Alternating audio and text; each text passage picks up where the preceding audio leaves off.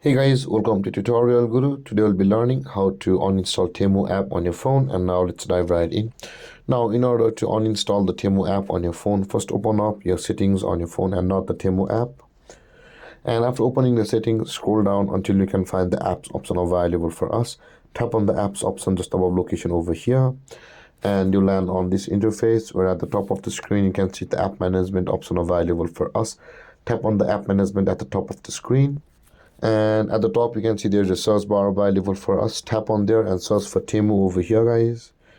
And after searching for Temu, it will appear like this. Open it, and you can see, guys, here there is the uninstall button available for us just beside the first top.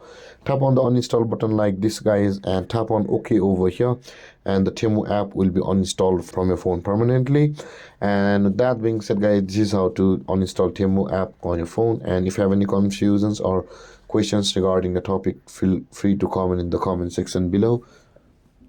And don't forget to like, subscribe, and hit that bell icon for more videos. Thank you for watching, guys. Peace.